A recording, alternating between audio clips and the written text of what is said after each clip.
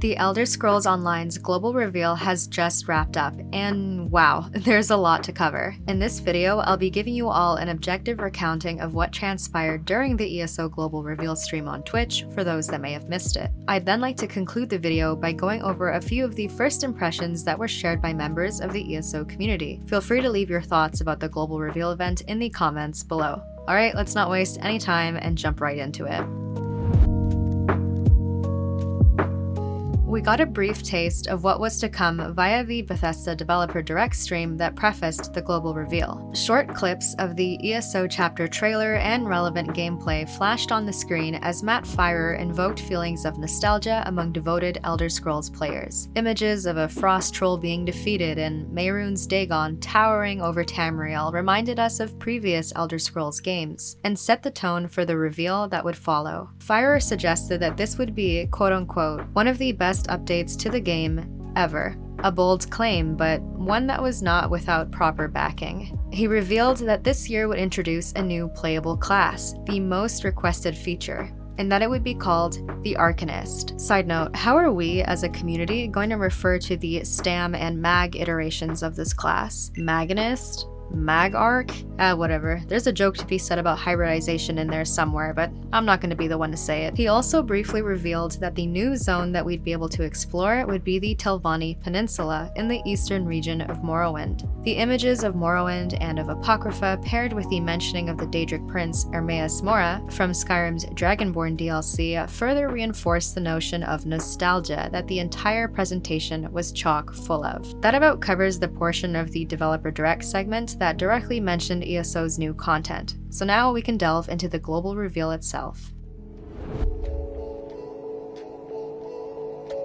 The ESO Global Reveal commenced with Pete Hines, head of publishing for Bethesda Softworks, welcoming the viewers and recounting what Matt Firer had shared with us previously, the Arcanist class, and the return to a familiar location in Tamriel, Morrowind, and how we'd be running into a familiar face, the well-known Daedric prince, Hermaeus Mora. ESO's creative director, Rich Lambert, informed us that we'd be exploring a new story and themes centered around the Dark Elves and Hermaeus Mora, and that this story would be best described as the shadow over Morrowind. To be introduced to the mood of the story, Elder Scrolls meets cosmic horror, as Lambert put it, we were shown the trailer for the chapter to come. The trailer demonstrated a first look at some of the Arcanist's skill animations, as well as the new enemies that we'd encounter, as the very familiar Morrowind landscape served as a backdrop. These action sequences then transitioned into something more sinister, the player character walking across a vast, dreary landscape with curious tendrils emerging from the shadows. The trailer comes to a close as the player character comes face to face, or rather eye to eye, with Hermaeus Mora themselves. Lambert then quickly introduces the story of this year's chapter for us.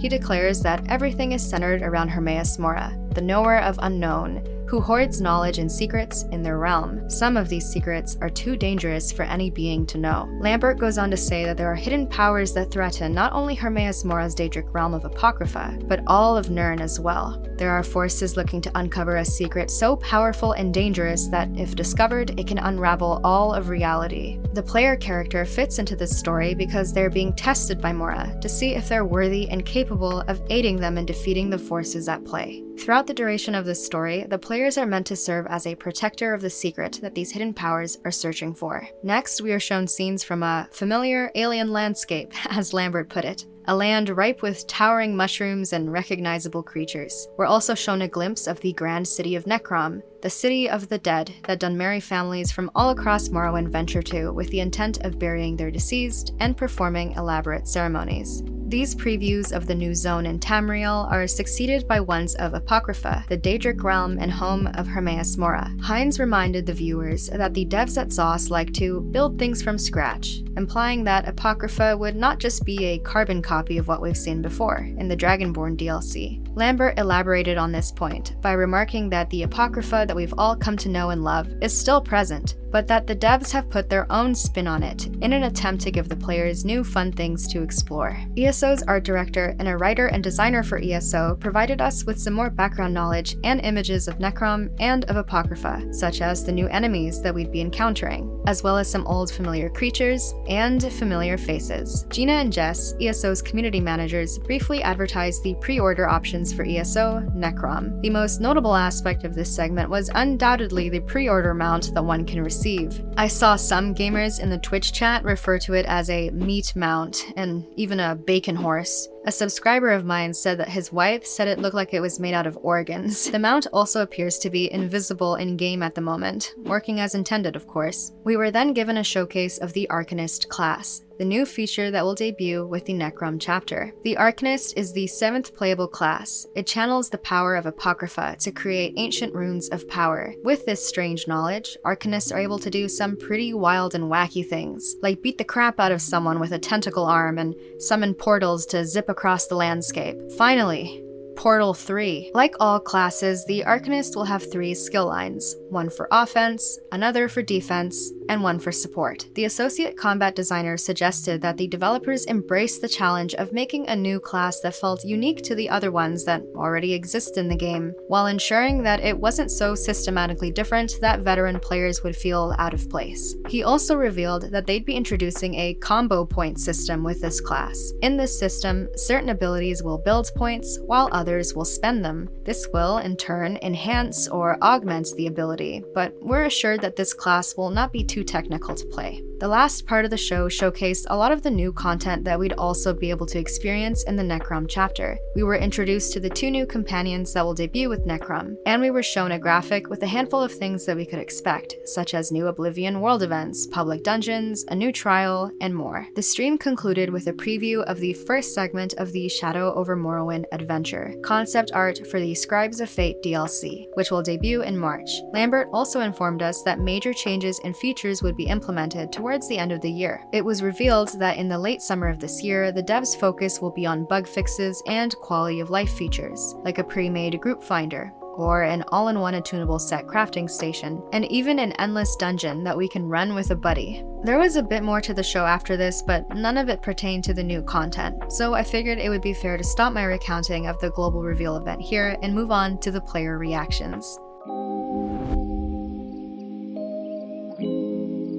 I'm gonna be honest with you, Chief. In many ways, the Global Reveal event wasn't much of a reveal event at all for me. It was more of a global confirmation event. Both the name of the chapter and the new feature were already spoiled for me. Because of a content creator on Discord, no less. No tea, no shade, but come on, man, we were so close to the show. A lot of promotional content was preemptively revealed, it seems, so I know I'm not alone in experiencing something like this. As a result, the news didn't go quite as hard as it probably would have if I was left completely in the dark upon throwing up the Bethesda Twitch stream earlier today. Regardless, I'm pretty stoked for this new year of content, and it appears as if many of you are as well. I threw up this poll on my YouTube channel right after the show wrapped, and was pleasantly surprised to see so many people respond to the poll with the option that reflected the greatest amount of hype. People are stoked for that eldritch horror vibe that this chapter will inevitably bring to the Elder Scrolls Online. Hermaeus Mora is a Daedric prince that is loved by many, and it's no secret that there are a lot of Dunmer enjoyers out there that are beyond hyped to have their favorite Elder Scrolls race's lore demonstrated and expanded upon. Old Salty Sean probably looks exactly like his Pog Sean emote IRL right about now. Many are also hyped to be able to play a new class,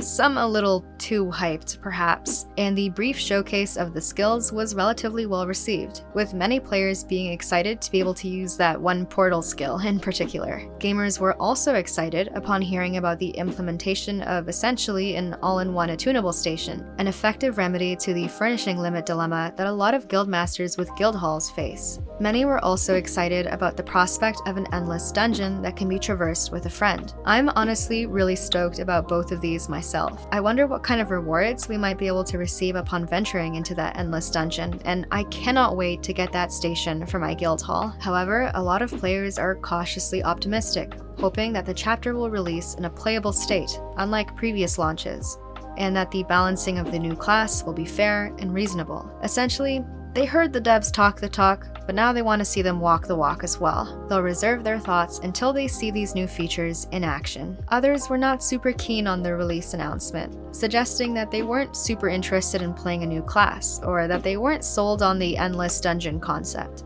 Some also stated that it was disappointing that there was no mention of new PvP content, yet again, and that there didn't seem to be any feature that would retroactively enhance some of the older zones in the game, the way the Antiquity system did. All in all, I'd have to agree with those that are cautiously optimistic. I'm a ride or die Nightblade main, and I love my Templar PvP support character, so I don't know that I'll give the Arcanist a shot, the way I didn't really play a Necromancer when that came out. That being said, the new zones look promising, and I eagerly await all of the new motifs and furnishings and style pages that will come from this year of content. I mean, that shit is the real endgame after all. I'm a little disappointed to see that the story seems to be yet another end of the world narrative, but I have enjoyed previous stories with this theme, such as the main questline in Somerset, and I hope that they can create another compelling story like that one this year.